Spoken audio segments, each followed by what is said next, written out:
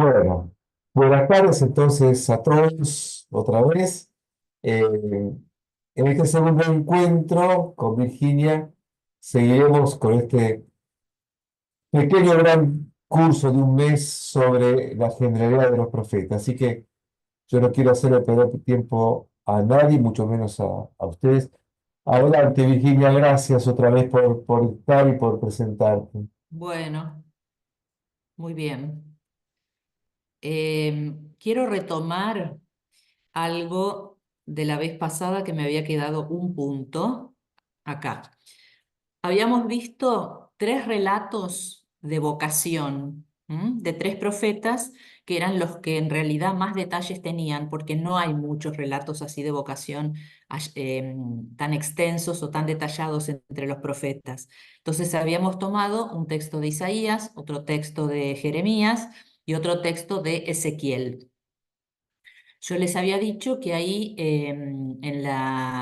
lo que está en rojo eran tres puntos que íbamos a destacar, que eran los tres que se repetían en las tres vocaciones.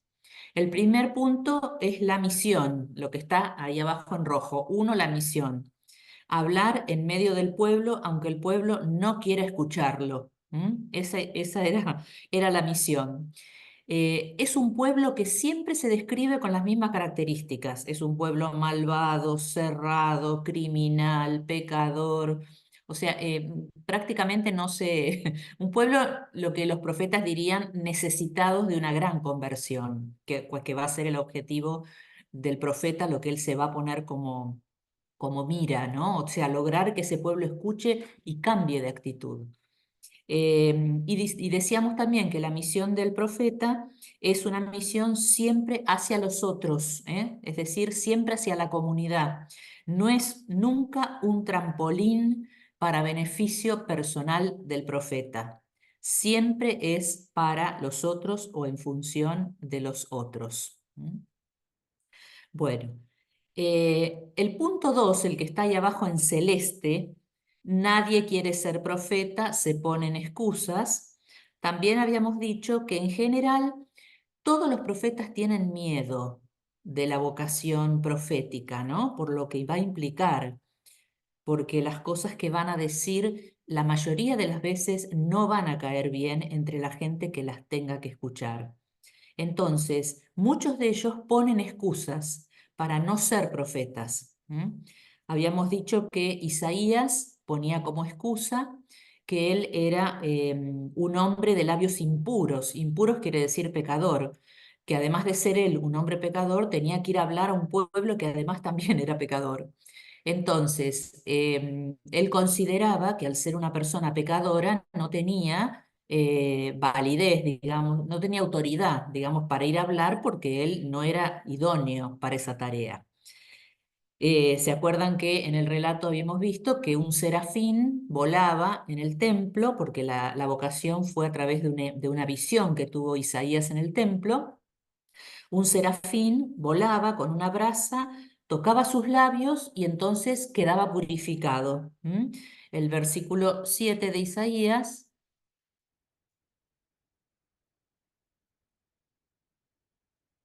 a ver qué es acá Isaías, el versículo 7, en el 6 dice, entonces voló hacia mí uno de los serafines con una brasa en la mano, que con, que con las tenazas había tomado de sobre el altar. Y tocó mi boca y dijo, he aquí que esto ha tocado tus labios, se ha retirado tu culpa, tu pecado está perdonado. Es decir, nunca las excusas que los profetas pongan van a ser válidas para Dios. Es decir, ¿por qué? Simplemente porque el profeta no va a título personal ni a hablar nada personal. El profeta va a llevar una palabra que es palabra de Dios y esa palabra tiene que ir y tiene que llegar. Entonces, no va a depender nunca de excusas que ponga el profeta. Bueno, Jeremías, ¿se acuerdan que había puesto la edad como excusa? Soy un muchacho, y entonces no puedo hablar, no puedo ir. Bueno, tampoco se acepta esa excusa, ¿no? Es decir, el profeta no puede no hablar, pero tampoco puede suavizar las palabras que va a decir. El mensaje tiene que ser transmitido como él cree haberlo recibido. No se pueden suavizar ni matizar. Por eso los textos que nosotros tenemos son tan duros y tan tajantes, ¿no? Porque el profeta no puede, porque suavizar la palabra o matizarla sería como estar manipulando la palabra de Dios. Entonces, eso el profeta no lo puede hacer. Entonces, también a favor de ellos, vamos a decir que a pesar del miedo, de muchas veces no saber qué decir, otras veces el temor por los peligros a los que se exponían, sin embargo, todos sintieron que no podían hacer otra cosa, que lo tenían que hacer, que tenían que entregarse a esa tarea. ¿Mm? Bueno, y el tercer punto, que era en realidad el que nos había quedado, es el verde. Las misiones que Dios encomienda son un tanto extrañas. ¿Mm? A ver, leamos los verdes de cada profeta. En el profeta Isaías, que es el primero, ahí, versículo 7, dice, les comunicarás mis palabras, escuchen o no escuchen. En el de Ezequiel dice, versículo 10, engorda el corazón de ese pueblo, hazle duro de oídos, pégale los ojos, no sea que vea con sus ojos y oiga con sus oídos y entienda con su corazón y se convierta y se le cure.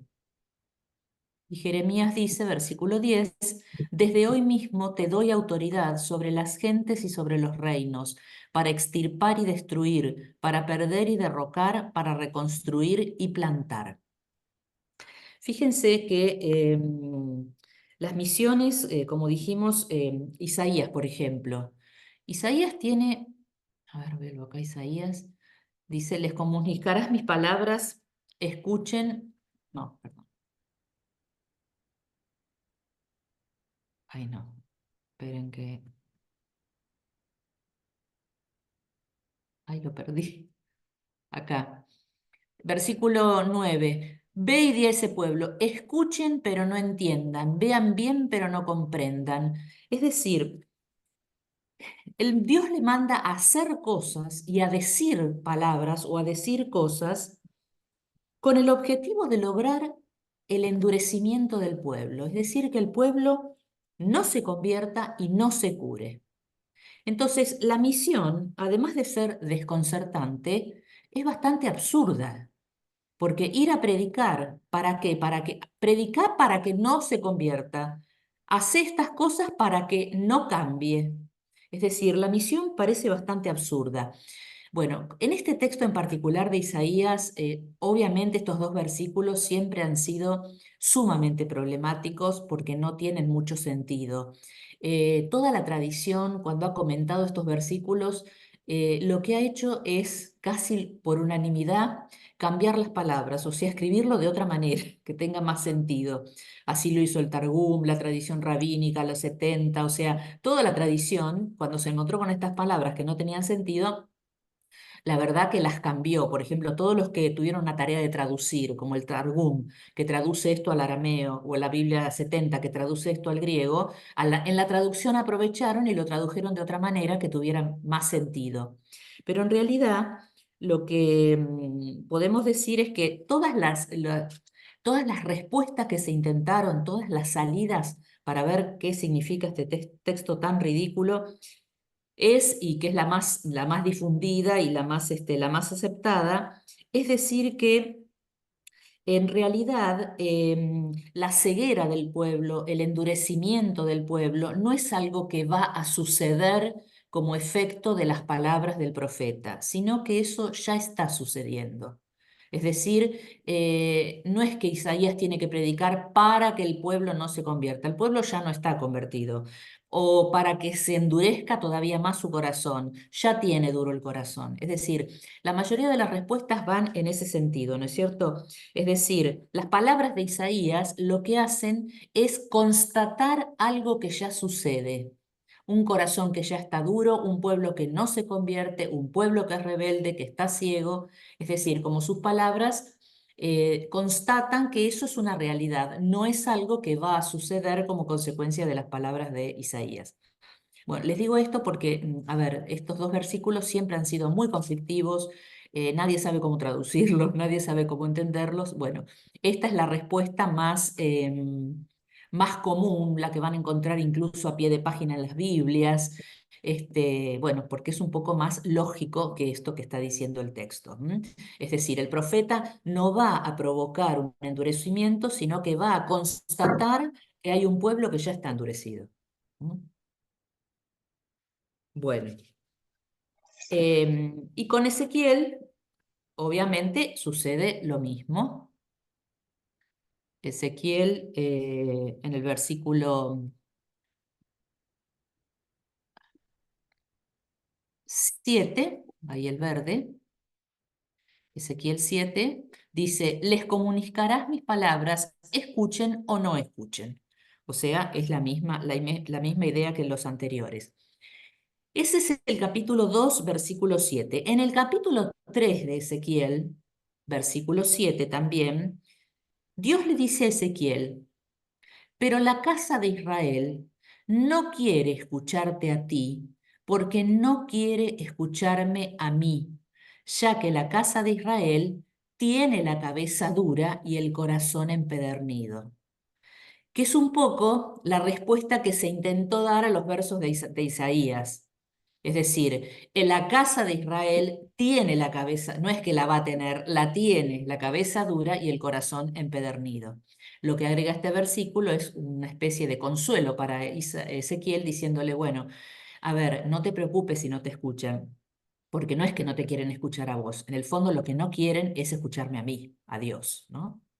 Bueno, ahora, ¿qué sentido tiene entonces la misión si van a tener que ir a hablar a alguien que no los va a escuchar, a alguien que no los va que no se van a convertir, a alguien? O sea, ¿cuál es el sentido? También Ezequiel puede darnos una pista de cuál puede ser el sentido de esta vocación, que es en un capítulo, en el capítulo 2 de Ezequiel, en el versículo 5. Dios le dice, y ellos, escuchen o no escuchen, ya que son casa rebelde, sabrán que hay un profeta en medio de ellos. Es decir, puede ser que esto dé la pauta de por qué ellos igual tienen que predicar, porque aunque no le hagan caso al profeta, el pueblo sabe que Dios a través del profeta sigue estando en contacto con ellos. Y esa es la importancia que tiene el profeta. Aunque no lo escuchen, aunque no le hagan caso, aunque hagan todo lo contrario, el profeta es como una especie de memorial de que Dios sigue en medio del pueblo, a pesar de que ese pueblo sea duro de corazón, no se quiera convertir, no lo quiera escuchar y demás. Es decir, lo que estaría probando el profeta es como esa fidelidad incondicional que tiene Dios con respecto a su pueblo. El profeta sería como la garantía de esa fidelidad. Bueno. Y vamos al de Jeremías,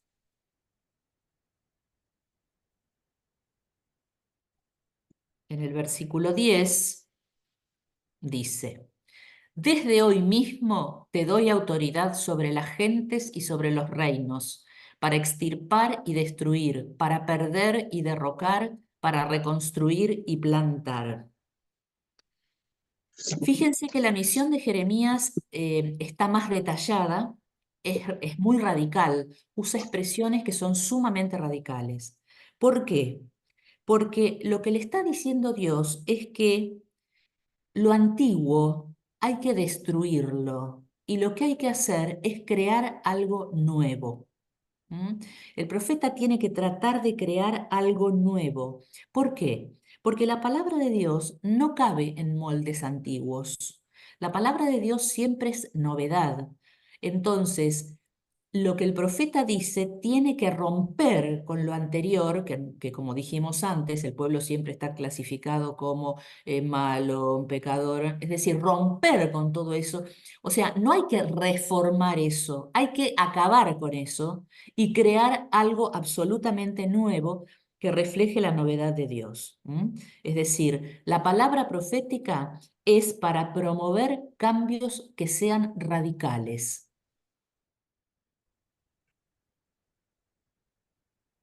Muy bien. Entonces, fíjense que vimos 3 relatos de vocación. En los 3 relatos se habla de que tanto la palabra del profeta como el mismo profeta, los dos van a ser rechazados. Entonces, esto nos da un poco la pauta de cuál es el objetivo de estos relatos de vocación, que yo les dije que en general no se ponen al principio del libro, como que es lo primero que sucede y a partir de ahí empieza la tarea profética. No se ponen al principio. ¿Por qué? Porque en realidad pareciera más bien que estos relatos de vocación lo que hacen es hacer una mirada retrospectiva. Se escriben en un momento del libro o se introducen en un momento del libro en el cual ya los profetas han tenido toda una trayectoria previa de trabajo y ya se sabe que fueron rechazados, ya se sabe que su palabra también fue rechazada. Entonces el relato de vocación es como un relato de síntesis donde se pone como algo que va a suceder, pero en realidad algo que ya viene sucediendo y que va a seguir sucediendo, obviamente, el rechazo al profeta y a la palabra. Van a seguir sucediendo, pero ya sucedieron. Entonces, en realidad, los relatos de vocación son como una especie de mirada retrospectiva de lo que realmente es la vida y la misión del profeta. ¿Mm? Además, también nosotros sabemos que en el caso de profetas como los 3 que están mencionados acá, Isaías, Jeremías y Ezequiel, hubo varios llamados, es decir, no es que hay un relato de vocación donde el profeta es convocado para una tarea y listo, empieza la tarea y continúa hasta el final del libro. No, hay varios llamados. ¿Qué significa que hay varios llamados? Significa que siempre que haya una nueva situación sobre la cual haya que poner una palabra de Dios, haya que decir algo, siempre hay que volver a descubrir cuál es la palabra adecuada para esa nueva situación. Y en ese sentido se puede hablar de que hay nuevos llamados en forma permanente, porque no es un llamado universal y fuera del espacio y del tiempo, fuera de la realidad concreta, que me sirve para todos los casos, no.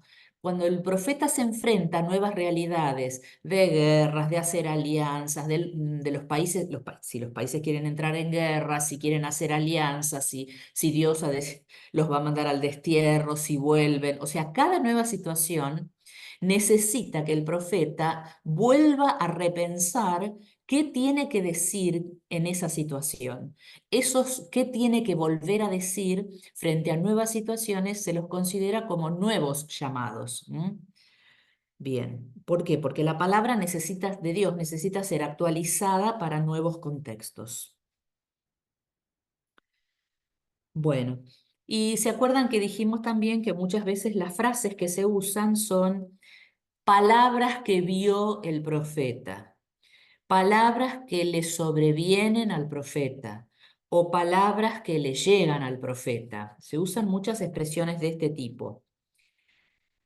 ¿Esto qué quiere decir? Quiere decir que, o sea, estas palabras que le llegan, que ve, a veces dice, veo palabras, dice a veces el profeta, esas palabras que veo, que le llegan, no son palabras místicas. Es decir, el llamado no es una experiencia mística. Más allá de que el profeta lo pueda contar o lo pueda escribir en un relato que puede tener una apariencia de mística, como el relato de Isaías, por ejemplo, que es una experiencia, es como si el profeta hubiera entrado en éxtasis y vio el templo de Jerusalén y todo lo que pasaba en el templo.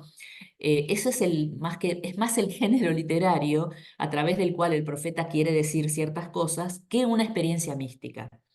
Es decir, ¿en qué sentido decimos que las palabras que ve el profeta o que recibe no son palabras místicas? en el sentido que no es algo introspectivo. Es decir, acá hay un encuentro entre Dios y el profeta que no se va a que no se produce en el ser íntimo del profeta. No es algo que va a producirse ahí ni que va a quedar ahí. Es decir, no son palabras en el sentido introspectivo, sino todo lo contrario. No sé si esta palabra existe, pero en el sentido extrospectivo. Es decir, son los acontecimientos del mundo externo los que para el profeta son fuente de revelación. Es decir, el profeta se alimenta de lo que ve, ¿m? Lo que percibe, lo que identifica, lo que puede ver más allá de que otros no ven. Esa es su fuente de revelación, no un diálogo íntimo interno de Dios con el profeta en el interior del profeta, no. Eso existe, obviamente, porque los profetas son hombres de una profunda experiencia de Dios y y tienen también esta parte, digamos. Pero esta parte no es la que hace específicamente a la vocación profética. La vocación profética es cuando los acontecimientos del mundo externo son los que son para el profeta fuente de revelación.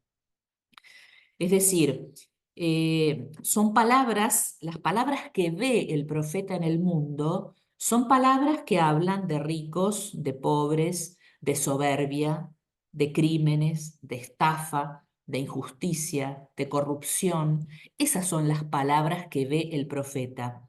O sea, el profeta ve un presente injusto que se opone al proyecto de Dios que él conoce, que además conoce porque ha bebido en las fuentes de toda su tradición bíblica, podríamos decir, pero de toda su tradición, que le habló siempre de que Dios es un Dios de liberación y un Dios de igualdad.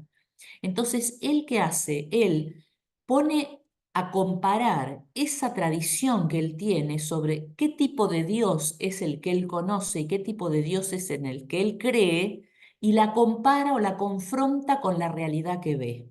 Y ahí es donde se da cuenta que las cosas no cierran y ahí es donde él va a tener que empezar a tener injerencia. ¿M? Al profeta no le corresponden las decisiones políticas. En la Biblia siempre las decisiones políticas están encarnadas en otra figura que es el rey. El rey es el que toma las decisiones de tipo político. Pero el profeta es alguien que tiene que advertirle al rey. Es decir, le advierte cuando el rey abandona las tradiciones y los valores de Israel. Ahí tiene que estar el profeta con su palabra. Eso en función del rey, digamos. Pero también en función del pueblo, el profeta lo que tiene que ayudar es al pueblo de Dios o al pueblo de Israel, que el pueblo pueda seguir caminando en la fe, en la presencia y en la obediencia a Dios, ¿no? Es decir, es como una tarea que tiene, que apunta hacia dos lugares simultáneamente. Bueno, no sé si quieren preguntar algo, si no, voy a pasar a otro tema. Yo te quiero preguntar algo. Eh, Sí, si el profeta ve algo malo en el pueblo, ¿no? O sea, pero ¿se puede equivocar o no? Si ve algo, sí, se porque puede si no, equivocar. porque como vos decís que no tiene una relación en sí con Dios, ¿no es cierto? Que está eh, para ver las cosas que hace el pueblo, ¿no? Entonces, y si se equivoca, Mirá, no me para mí quedó la claro eso. frase, si vamos a un ejemplo nuestro, la frase que mejor define lo que es un profeta es lo que se decía de Angelelli. Un oído en Dios y el otro en el pueblo.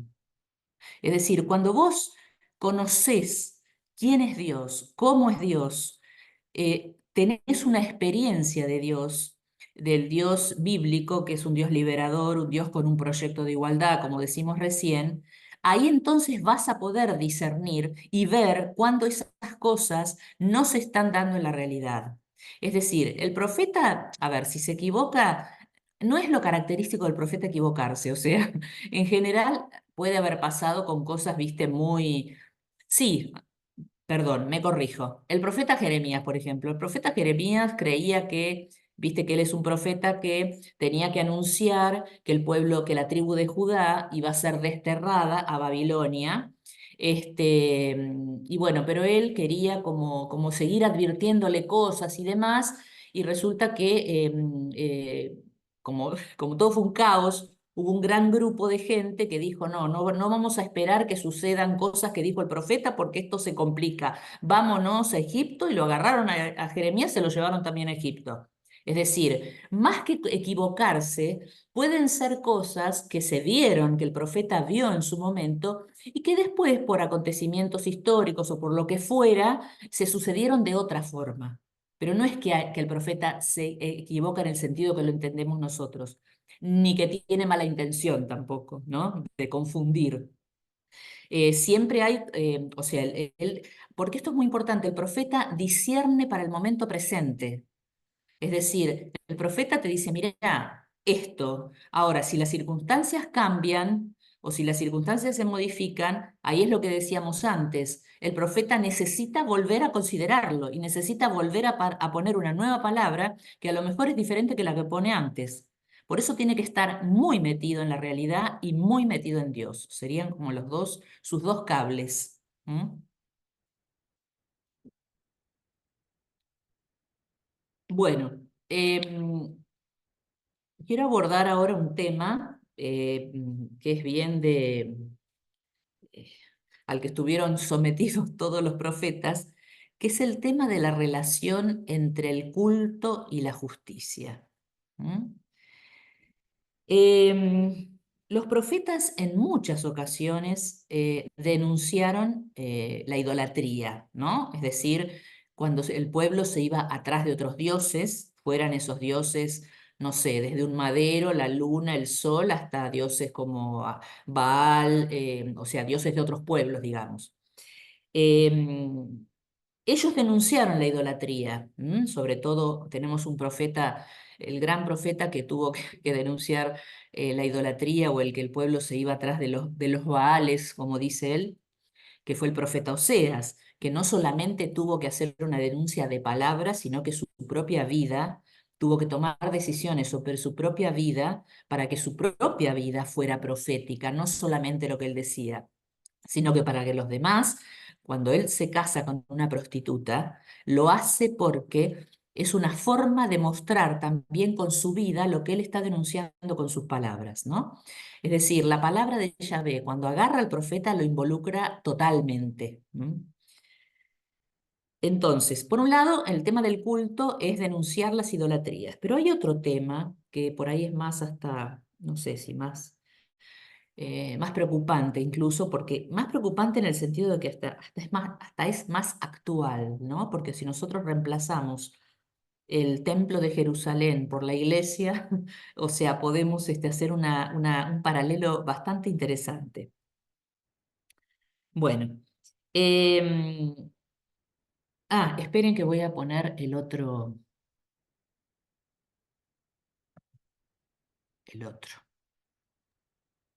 ¿Se puede pensar en una idolatría actual como el dinero, el Sí, poder, totalmente. Sí, por supuesto. el sexo? Exactamente. Todas esas son idolatrías modernas. Sí. La Va, no idolatría. modernas, existieron siempre, pero son las que nos corrompen actualmente. Exactamente, todo aquello que se convierta, todo aquello que tenga un aspecto totalizante en mi vida, en el sentido de que me toma completamente, puede llegar a empezar a adquirir características de ser un ídolo. Pueden ser personas, ideologías, comportamientos, un montón de cuestiones. Cuando eso a mí me toma totalmente y involucra todos los aspectos de mi vida, como lo podría ser, como decíamos recién, de la palabra de Dios que te agarra toda entera, Bueno, cualquier cosa que te agarre toda entera, que no sea Dios, desde la Biblia está un poco catalogado como idolatría. ¿Mm? Gracias. Bueno, vamos a leer un primer texto, también del profeta Isaías, capítulo 1, versículos 10 al 17.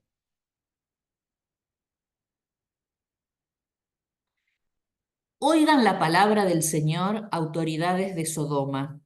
Escuchen la enseñanza de nuestro Dios, gente importante de Gomorra.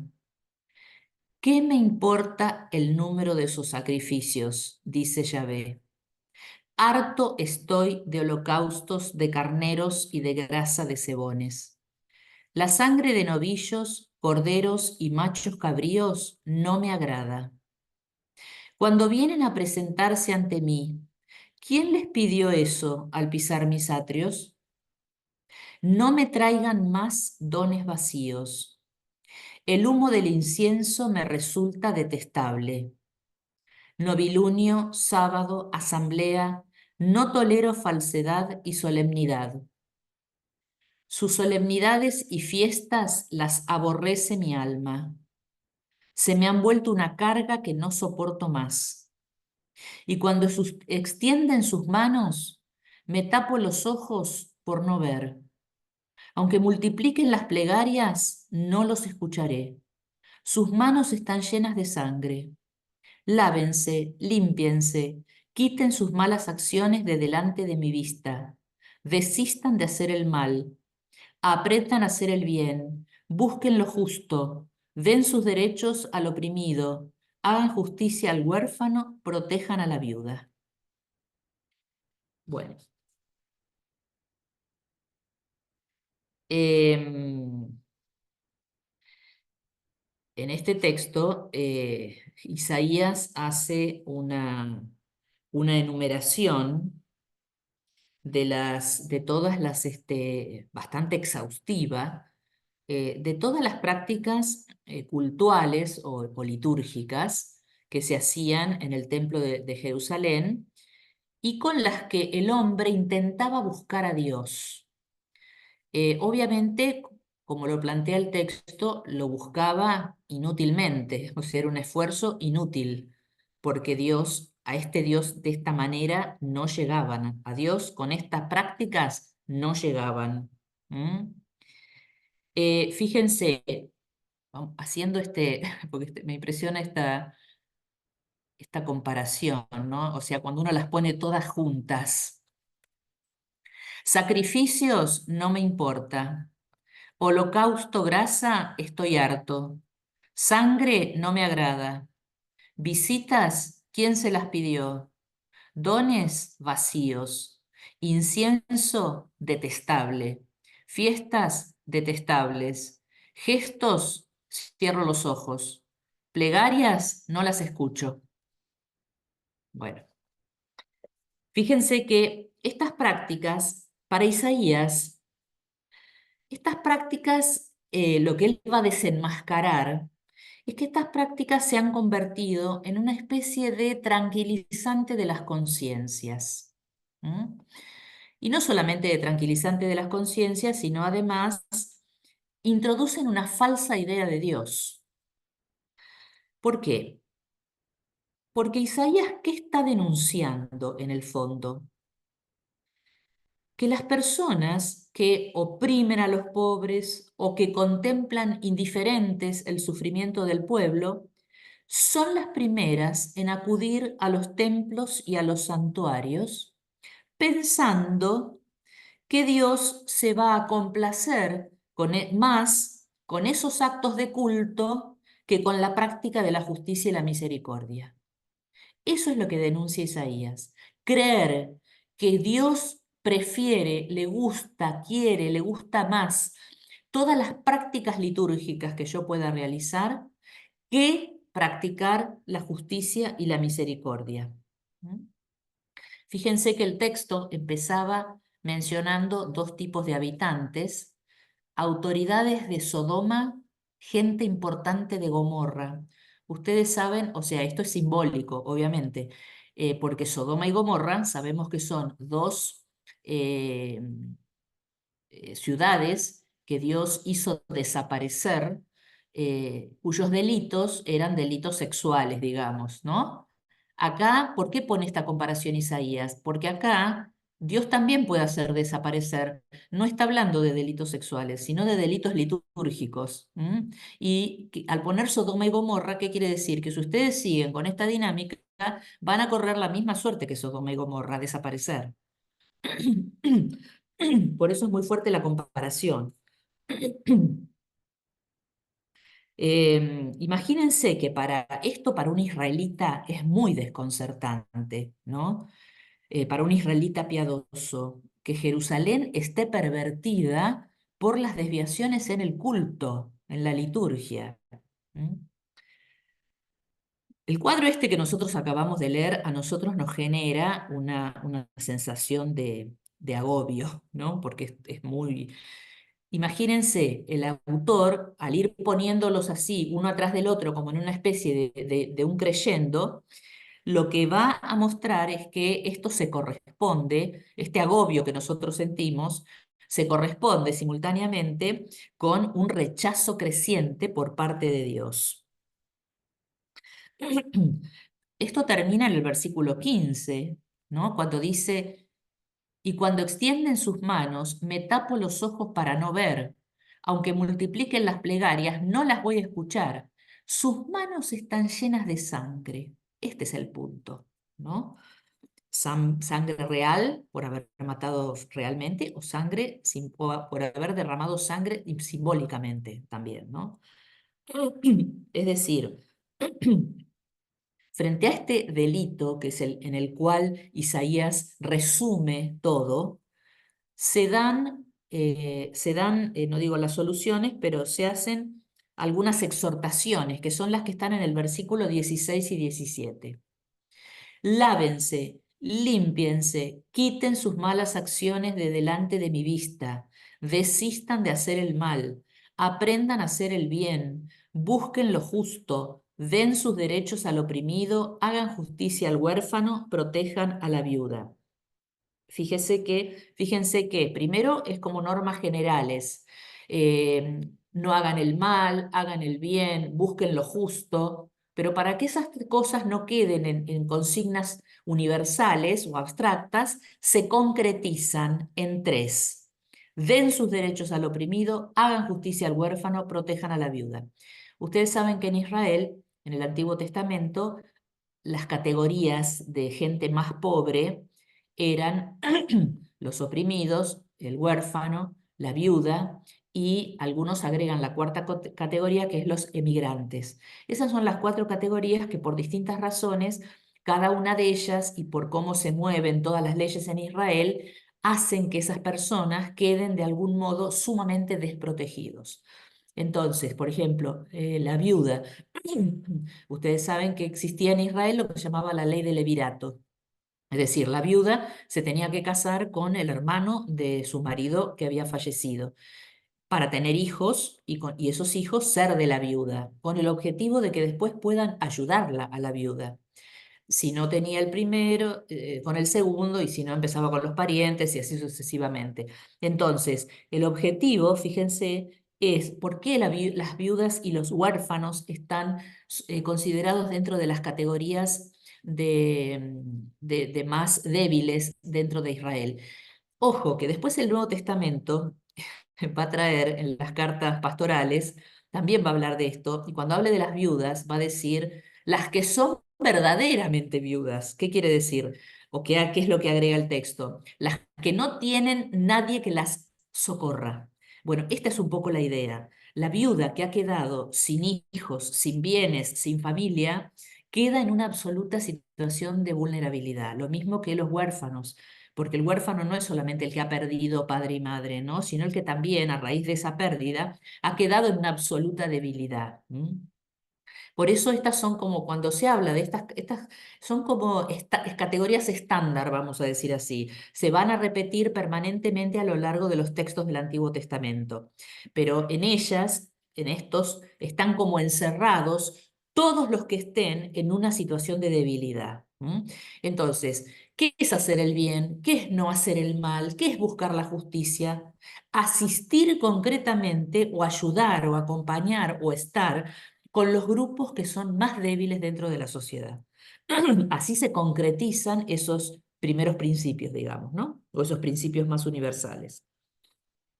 Fíjense, además, ¿por qué? Porque eso también es una manera de imitar a Dios. De Dios se dice muchas veces, fijémonos ahí, hay 3 citas. El libro del Deuteronomio, versículos 10-18, dice, Dios hace justicia al huérfano y a la viuda. Salmo 68, versículo 6, Dios es padre de huérfanos y defensor de viudas. Y Salmo 146, 9, Dios sustenta al huérfano y a la viuda. Es decir, toca a nosotros y toca a los profetas hacer llegar este mensaje, ¿no? Es decir, hacer valer los derechos de los más débiles es lo que el profeta tiene que lograr del pueblo con respecto a los que en el pueblo son más débiles, ¿no? Entonces, mientras lo que Isaías quiere plantear, Isaías no critica al culto en general, ¿no? O a la liturgia en general. Lo que está diciendo es que mientras nosotros no vivamos la justicia, todo culto va a estar viciado. ¿Mm? Eso es un poco lo que Isaías quiere destacar.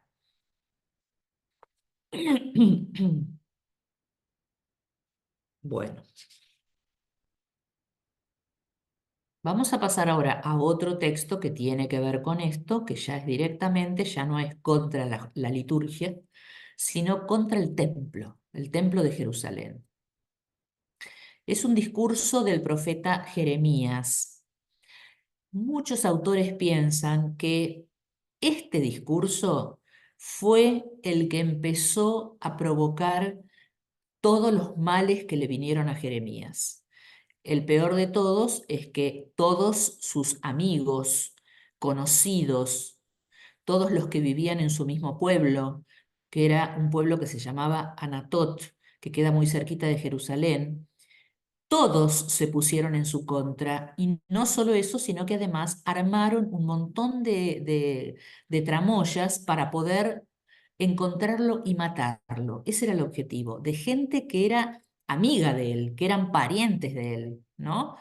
Entonces, bueno, muchos autores sostienen que este discurso es el que provocó la ira y los deseos de darle muerte de toda esta gente, de Anatot.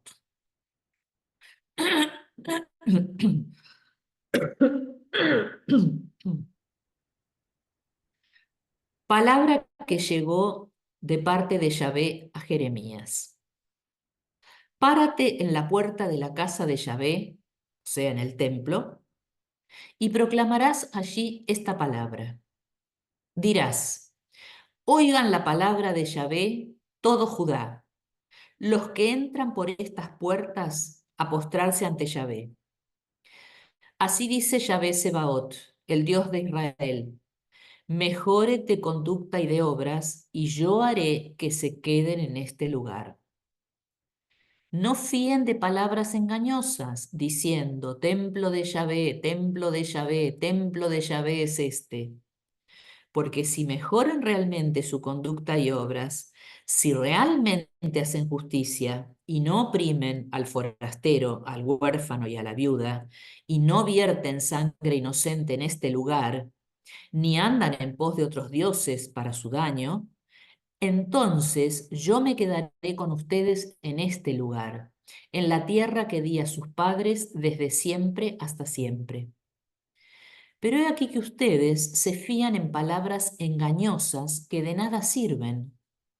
¿Para qué? Para robar, matar, adulterar, jurar en falso, incensar a Baal y seguir a otros dioses que no conocían. Luego vienen y se paran ante mí en esta casa, llamada por mi nombre, y dicen, estamos seguros, y siguen haciendo todas esas abominaciones. En cueva de ladrones se ha convertido a sus ojos esta casa que se llama por mi nombre. Qué bien visto lo tengo, oráculo de Yahvé. Vayan ahora a mi lugar de Silo, donde aposenté mi nombre antiguamente, y vean lo que hice con él ante la maldad de mi pueblo Israel. Y ahora, por haber hecho ustedes todo esto, oráculo de Yahvé, por más que les hablé asiduamente, aunque no me oyeron, y los llamé, pero no me respondieron, yo haré con la casa que se llama por mi nombre, en la que confían, y con el lugar que les di a ustedes y a sus padres, como hice con Silo, y los echaré de mi presencia. Silo se está refiriendo a un santuario, el santuario de Silo, que fue construido en el Reino del Norte, donde, que también era, digamos, eran como santuarios alternativos, ¿no? Al Templo de Jerusalén. En el santuario de Silo, ahí se construyó, era un lugar de oración, ya les digo, alternativo al santuario de Jerusalén. Pero ¿qué pasó? Ya en el santuario de Silo se hacían las mismas cosas que ahora está denunciando Jeremías que se hacen en el templo de Jerusalén. Los que roban, matan, adulteran, etcétera, etcétera, etcétera, hacen todo eso, después vienen a mí, templo de Yahvé, acá estamos bien, estamos seguros, después nos vamos y seguimos cometiendo lo mismo. Eso hizo la gente que, a eso está refiriendo el texto, que pasó en el santuario de Silo. Entonces, ¿qué pasó? ¿Dios qué hizo? Bueno, los echó a todos. O sea, el santuario se terminó y los echó a todos de su presencia. Entonces les está diciendo, miren que hay un antecedente. Yo ya hice esto con el santuario de Silo, lo puedo hacer también con el de Jerusalén. No se olviden que Jeremías estamos a las puertas del destierro a Babilonia. O sea que esto después va a ser una realidad. El templo de Jerusalén va a ser destruido. Bueno, entonces, em, fíjense que este tema de alguna manera también tiene que ver con el culto y la justicia, ¿no? Cuando en el versículo 9 se detallan lo que hacen, matar, adulterar, etc., en el 10 dice, luego vienen y se paran ante mí en mi casa, o sea, en el templo, y dicen, estamos seguros. Después se van y siguen haciendo las mismas abominaciones. Es decir, es como si el culto fuera utilizado o les sirviera o ellos creyeran que el culto es capaz de hacer olvidar todos estos delitos que ellos cometen, ¿no? Yo voy al templo, voy al culto, voy a la presencia de Dios, no sé, pedirían perdón, no sé cada uno qué haría, pero listo, es como que lavaron todas sus situaciones de injusticia, listo, estamos tranquilos, estamos seguros, nos vamos. Y después en la vida cotidiana seguimos haciendo lo mismo. Pero no importa, porque podemos ir de nuevo al templo y tener una nueva instancia de limpieza y listo, y después salimos y seguimos. Es decir, eso es lo que está denunciando Jeremías. Como si el templo fuera una instancia institucional, periódica, que les asegura el ajuste de cuentas, pero que en el fondo no les exige ningún cambio de vida. Es decir, ellos van, arreglan cuentas con Dios por lo que hicieron, se van y siguen haciendo lo mismo. Es decir, un culto vacío, un templo vacío. Entonces, lo que él está tratando, Jeremías, de decir es, el templo no puede ser esa instancia donde ustedes vienen a arreglar sus cuentas, después se van y siguen viviendo como si nada hubiera pasado, hasta que vienen de nuevo y vuelven a arreglar y se vuelven a ir. ¿Mm? Como si la visita al templo bastara para restablecer las relaciones con Dios que han perdido, ¿no? Entonces, fíjense que así entonces el culto y el templo forman como una especie de círculo de injusticia, y hay alguien, falta algo de afuera que rompa con ese círculo de injusticia. Bueno, la palabra del profeta es la que tiene que romper ese círculo de injusticia. Esa es la función. Por eso Jeremías, cuando empieza el texto, Jeremías está parado en la puerta del templo, es decir, atajando a todos los que vienen a hacer esto, ¿no? Entonces, Su palabra es la que va a hacer caer en la cuenta y romper este círculo de injusticia en la que están permanentemente los habitantes de este pueblo. ¿Mm? Entonces, fíjense que él además llega a decir algo terrible y suponemos que esto es lo que más debe haber golpeado en los habitantes, ¿no? En el versículo 7, acá dice, si ustedes hacen esto, o sea, si ustedes no andan con otros dioses, bla, bla, bla, entonces yo me quedaré con ustedes en este lugar. Es decir, se abre la posibilidad de que me puedo ir de este lugar. En la concepción israelita, los dioses vivían en los templos y Yahvé, por supuesto, vivía en el templo de Jerusalén, ¿no? Entonces, si acá queda abierta la posibilidad de que Yahvé abandone el templo de Jerusalén, quiere decir que tanto el templo como la ciudad de Jerusalén, los dos perderían la protección de Dios. Eso, para el israelita piadoso, como decíamos antes, debe haber sido un golpe terrible. Pensar ni siquiera la posibilidad que por la conducta humana Dios abandone, asqueado, vamos a decir así, como decía en el otro, el del profeta Isaías, y se vaya de ese lugar. ¿Mm? Por eso yo retomo algo que les dije la vez pasada, que y Jeremías no va al destierro. A ver, todo esto pasó, porque después de todas estas prédicas de Jeremías, vino la invasión de Nabucodonosor, invasión del reino babilónico, llegó hasta Judá, destruyó Jerusalén, destruyó el templo, y la gran mayoría de la población fue deportada a Babilonia. O sea que esto pasó, terminó pasando. Jeremías no fue a Babilonia esperando nuevas revelaciones que no se le dieron o no sabemos, porque ya les digo, lo secuestraron los que se fueron a Egipto y se lo llevaron. Pero Ezequiel fue con los deportados, porque Ezequiel era sacerdote, además de profeta, fue con los deportados a Babilonia. Entonces ahí está, cuando yo les dije la vez pasada que Ezequiel es uno de los que tiene una visión, él tiene una visión en la noche donde ve que la gloria de Dios que vivía en el templo de Jerusalén se levanta del templo, sale del templo y se va hasta Babilonia con los deportados.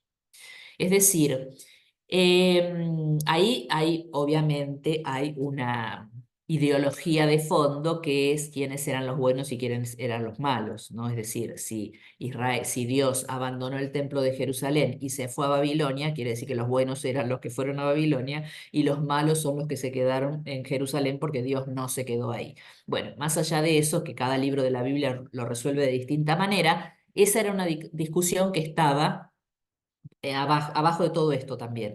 Es decir, cuando él les dice, miren que puede ser que Dios, o sea, si se portan bien, si hacen lo que corresponde en cuanto a justicia y misericordia, yo me voy a quedar con ustedes, si no, no. Y eso pasó. Me fui a Babilonia. ¿Mm? Bueno, em, muy bien. Entonces, fíjense que con el tema del culto y la justicia, o la justicia y la liturgia, lo que está en juego, a través de las críticas que hace el profeta, es la forma de relacionarse con Dios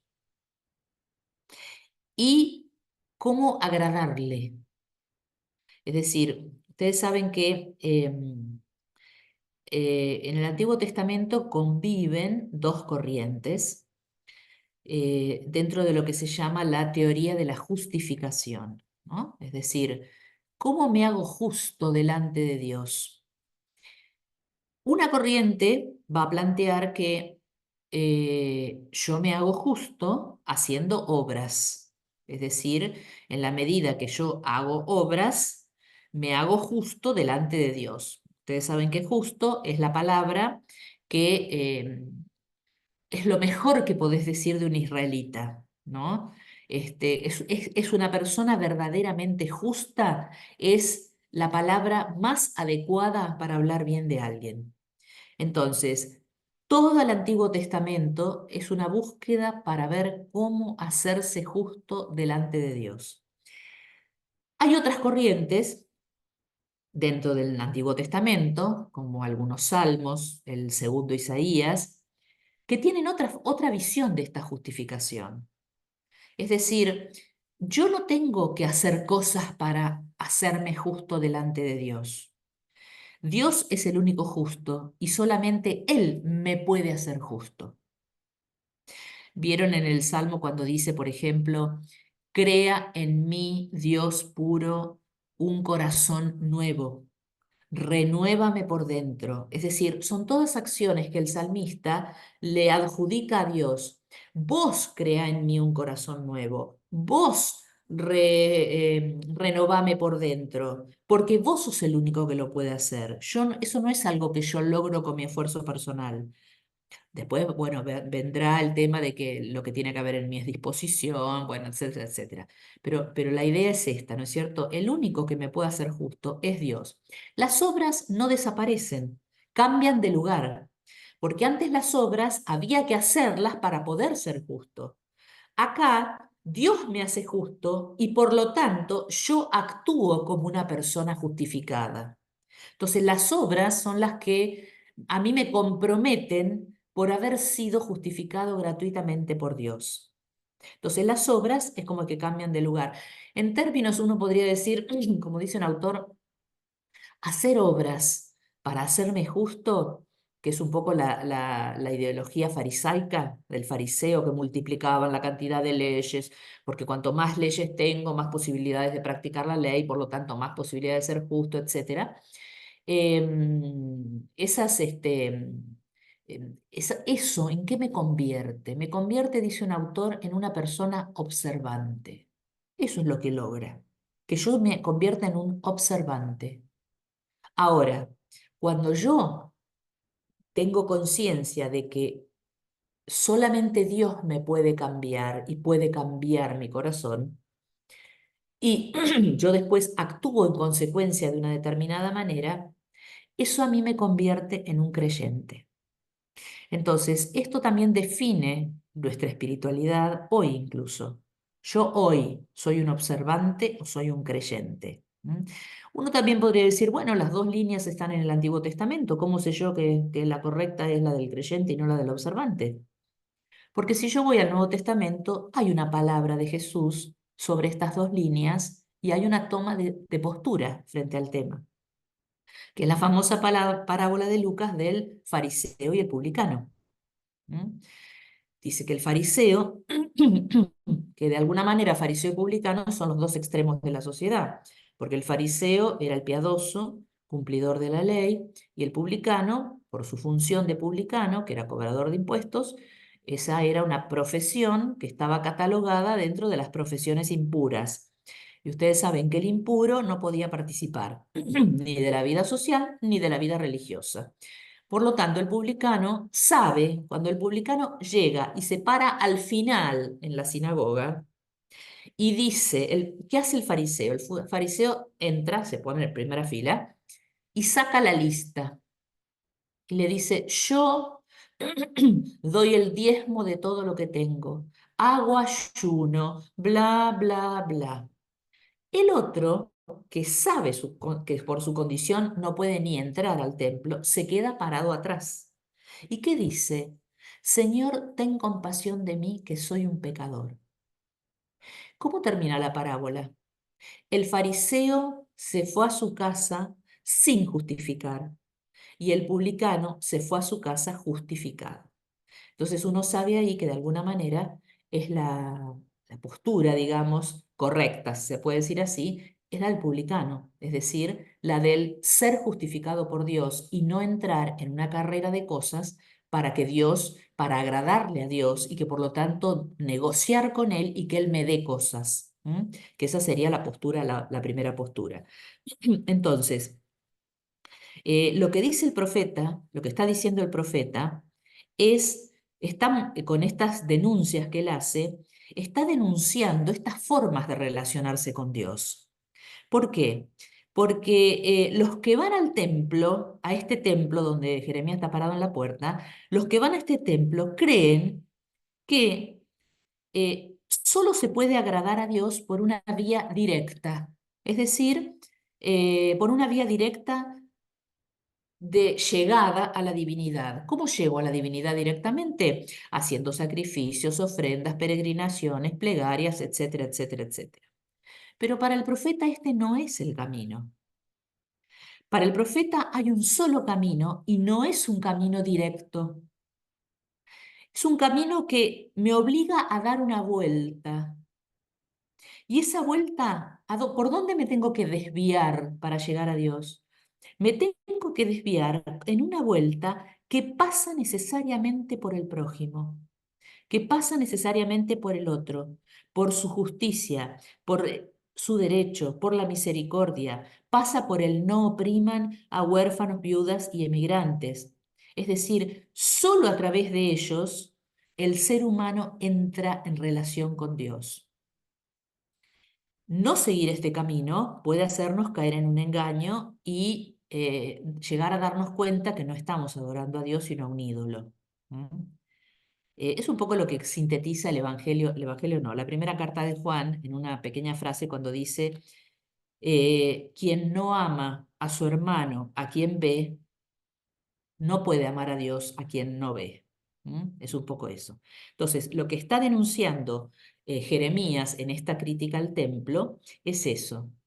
Que la vía para llegar a Dios es indirecta, pasa a través del otro. ¿Mm? Bueno, eso más sumado a que Dios puede irse del templo, bueno, fue una catástrofe. De hecho, el capítulo 26 de Jeremías después va a decir que esto pasó, que Jeremías lo están tratando de matar por lo que dijo en el discurso que dio en el templo, etcétera. Es decir, el mismo libro de Jeremías, en el capítulo 26, va a decir que la razón de la persecución tiene que ver con este discurso. Bueno, obviamente, esta crítica que hizo al templo Jeremías y todos los problemas que le trajo, ¿m? Los problemas de persecución, lo que yo dije antes de su familia, de sus amigos, de toda la gente de su pueblo, de Anatot, que lo único que trataron de hacer, idearon mil maneras de matarlo, lo hicieron caer en un montón de trampas para ver si se moría. Bueno, no lo lograron. Pero bueno, todo eso le provocó a Jeremías una terrible crisis existencial. Entonces, vamos a leer algunos pequeños pasajes porque Jeremías las cuenta a esas crisis, cuenta lo que vivió. Entonces vamos a leer cómo lo cuenta él.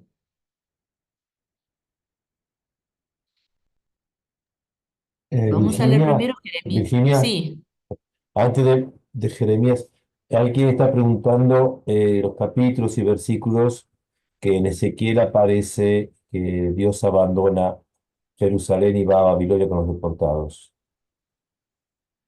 ¿dónde están los versículos? Sí, los capítulos y versículos, me pregunta Diana.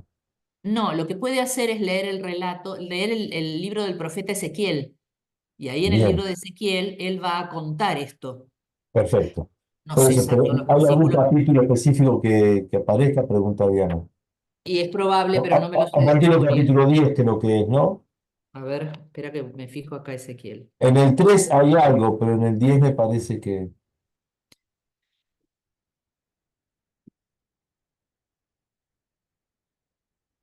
Eh, la visión del libro. Espera, aquí no, espera, ya te digo.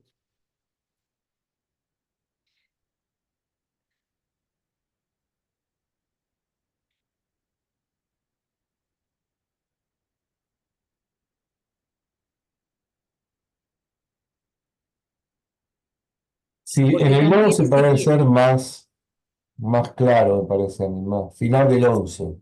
sí, en el primero, el capítulo 1 de Ezequiel, que es un capítulo que él tiene la visión del carro de Yahvé, Claro. donde se describe, él ve un carro de Yahvé, que también es el carro que se da, de Jerusalén, ¿no? Ahí también puede ser. Lo que pasa es que está como disperso en varios lugares del libro, ¿no? A lo Mm. mejor si te guías por acá, mira, acá lo encontré. Capítulo 11 de Ezequiel, Sí, a partir del versículo 22, sí, el final del dice, 11, sí, el final del claro, 11 la está gloria más de claro. Yahvé abandona Jerusalén. Sí, el final del Ese 11 está sería, más evidente.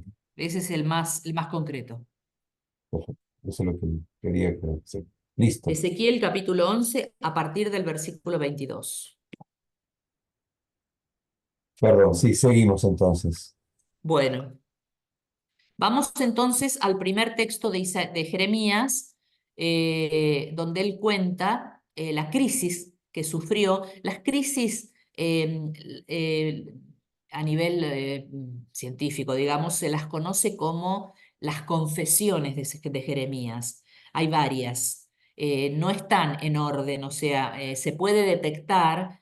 Acá está acá podremos poner la primera, acá la segunda, acá la tercera, están todas mezcladas, no es que viene en un orden confesiones de Jeremías y viene la primera, la segunda, la tercera. Bueno, esto es parte de las confesiones de Jeremías, Jeremías 11 del 18 al 22.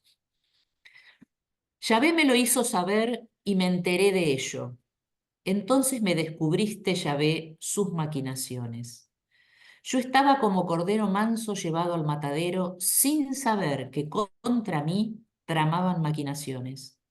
Destruyamos el árbol en su vigor, borrémoslo de la tierra de los vivos y su nombre no vuelva a mentarse. Oh Yahvé Sebaot, juez de los justos, que escrutas los riñones y el corazón, vea yo tu venganza contra ellos, porque a ti he manifestado mi causa. Y en efecto, así dice Yahvé tocante a los de Anatot, que buscan mi muerte, diciendo, no profetices en nombre de Yahvé y no morirás a nuestras manos. Por eso, así dice Yahvé Sebaot, he aquí que yo les voy a visitar. Sus mancebos morirán por la espada, sus hijos e hijas morirán de hambre, y no quedará de ellos ni reliquia cuando yo traiga la desgracia a los de Anatot el año en que sean visitados. Les digo, Yahvé Sebaot, que es un título que aparece todo el tiempo, es Yahvé, Señor de los ejércitos. Es uno de los más antiguos, ¿no?, que se le han dado a Dios. Esos títulos tenían que ver porque se consideraba no solamente Israel, sino también los otros pueblos, que cuando ellos iban a la guerra, los dioses iban al frente de los carros, del ejército, digamos, iban al frente. Si ganaban la guerra era porque el dios la ganaba, si no, el dios perdía, entonces este dios es malo, nos pasamos a otros que nos hagan ganar.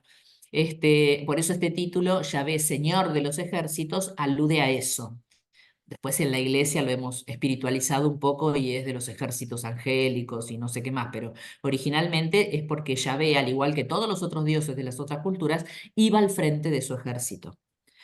Eh, entonces dice, bueno, fíjense que, sí, eh, Dios lo primero que hace en el versículo 18 es revelarle al profeta lo que los demás están tramando. ¿Mm? Yahvé me lo hizo saber y me enteré. Me descubriste sus maquinaciones. ¿Qué es lo que le hace ver Dios? En el versículo 19, en la segunda parte, que lo quieren matar. Destruyamos al árbol en su vigor, borrémoslo de la tierra de los vivos y que su nombre no vuelva a mentarse. ¿Cuál es la razón de por qué lo quieren matar los parientes, los vecinos de Anatot? Porque lo que dice el versículo 21, le dicen como es al profeta, no profetices en nombre de Yahvé y no morirás en nuestras manos. Es decir, lo buscan para matarlo porque él profetiza en nombre de Yahvé. Pero Dios, ¿qué va a hacer? Lo va a vengar. Bueno, acá viene otro texto tremebundo. Este, He aquí que yo les voy a visitar, dice Yahvé, a los de Anatot los voy a visitar. Sus mancebos morirán por la espada, sus hijos e hijas morirán de hambre, y no quedará de ellos ni reliquia cuando yo traiga la desgracia a los de Anatot el año que sean visitados. Bueno, fíjense que lo que le promete Dios que es, yo voy a destruir a todos tus enemigos. Acá, obviamente, tenemos que tener en cuenta el contexto en el que estamos. En todo el Antiguo Testamento, Dios es el autor de todo, de lo bueno y de lo malo. Por lo tanto, si viene algo bueno, viene de Dios, y como no hay un solo Dios, si viene algo malo, también viene de Dios. Por lo tanto, todo se le pide a Él. Y en esta época, digamos, en estos textos que son del siglo sexto antes de Cristo, quinto, la venganza es el arma. La venganza es el arma. Por eso vamos a ver que todos, no solamente los profetas, sino también los salmistas, van a pedirle a Dios venganza. Venganza que los vengue de sus enemigos, de los que los torturaron, de los que lo mataron, de los que lo persiguieron, etcétera. La venganza es lo que van a pedir todos, ¿no?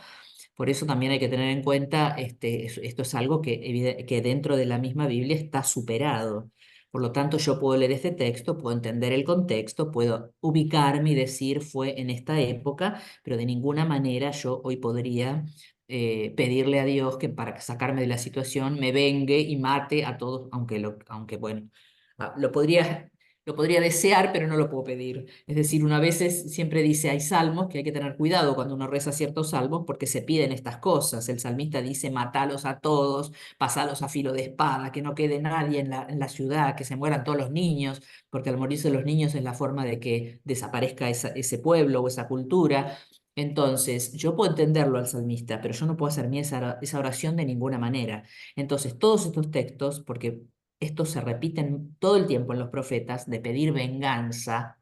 Bueno, ya saben que, ¿por qué no? Porque ustedes saben que la Biblia es una unidad y por lo tanto hay que leerla como una unidad. Y para el cristiano, la persona de Jesucristo es la palabra última sobre toda la Biblia. Es, diríamos, el criterio de lectura de toda la Biblia. Entonces, ¿Jesús dijo algo sobre los enemigos? Sí, dijo. ¿Qué dijo? A los enemigos no solamente no hay que perseguirlos ni matarlos, sino que además hay que rezar por ellos. Entonces, esa palabra ya anuló esto.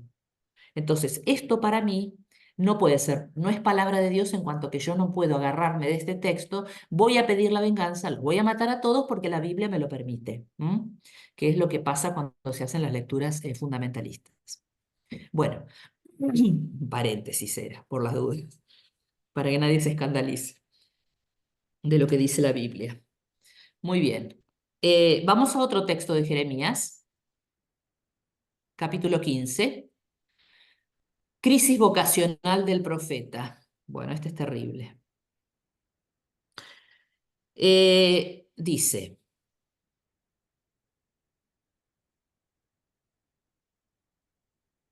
ay de mí, madre mía, que me diste a luz para ser un varón discutido y debatido por todo el país.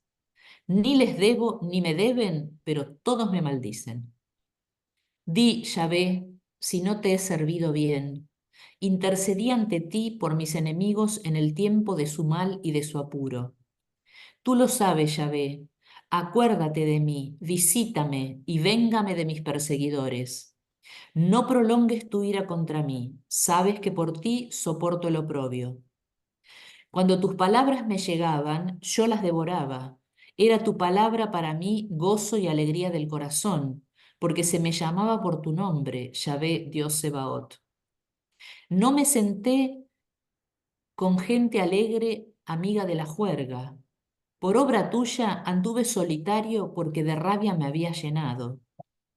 ¿Por qué ha resultado mi penar perpetuo y mi herida incurable, rebelde a la medicina? Ay, ¿serás tú para mí como un espejismo, aguas no verdaderas? Entonces Yahvé me dijo, si vuelves porque yo te haga volver, estarás en mi presencia, y si sacas lo precioso de lo vil, serás como mi boca, que ellos se vuelvan a ti y no tú a ellos. Yo te pondré para este pueblo como muralla de bronce inexpugnable. Pelearán contigo, pero no te podrán, pues contigo yo estoy para librarte y salvarte, oráculo de Yahvé. Te salvaré de manos de los malos y te rescataré del puño de esos violentos. Bueno, fíjense que acá es un texto donde Jeremías empieza acusando a su madre por haberlo dado a luz. Porque si él no hubiera nacido, después viene otro texto que va a hacer referencia a esto, porque si él no hubiera nacido, ¿para qué nació? ¿Para qué vive? Para ser un varón, como dice el versículo 10, para ser varón discutido y debatido por todo el país. Todos me maldicen. ¿Mm? También maldice a sus oyentes, o sea, a su madre, a sus oyentes. ¿Por qué? Porque lo persiguen, discuten, porque sus oyentes lo maldicen simultáneamente. ¿Mm? Pero también lo maldice un poco a Dios, porque siente que Dios lo ha abandonado. En el versículo 15, él le dice a Dios, tú lo sabes, Yahvé, acuérdate de mí, visítame y véngame de mis perseguidores. Es decir, hay una sensación de que Dios lo ha dejado un poco solo. ¿Mm? Entonces, él le recuerda a Dios su inocencia. En el versículo 11 dice, yo te serví bien, intercedí ante mis enemigos. En el versículo 15, al finalizar, dice, yo soporto el oprobio por vos. En el versículo 16, me devoro tus palabras. En el versículo 17, por seguir la voluntad de Dios o por seguir tus palabras, hoy soy un hombre solitario, nadie quiere estar cerca mío. ¿Mm? En el versículo 20-21, Dios le responde. No sabemos si es lo que Jeremías esperaba que Dios le dijera, pero lo que Dios le dice en concreto es, le asegura que está y va a seguir estando con él, pero también le asegura que él tiene que seguir profetizando y que sus enemigos seguirán luchando contra él. Por eso no sabemos si esto era la respuesta que esperaba Jeremías. ¿Mm? Bueno, es la hora, es la hora. No, yo siempre digo, porque como me tengo que ir al otro curso, entonces estoy ajustada al horario. Sí, está muy bien, Virginia, es la hora. Bien, Muchas seguimos. gracias. No nos llegamos a ninguna pregunta, está bien. Bueno, si alguien tiene alguna pregunta, la guardamos como para empezar la semana que viene con alguna pregunta que haya quedado pendiente, porque por ahí conviene que uno piense todas las cosas que nos fue diciendo Virginia y poder acomodarlas. ¿M? Así que cualquier ¿Querés cosita, que te, José Luis, querés que te mande los textos? Así ellos pueden ir releyendo los textos. sí, por supuesto, mandámela si querés, si te sirve por WhatsApp, está bien, no hay problema. Bueno, así entonces los pueden releer. ¿Mm?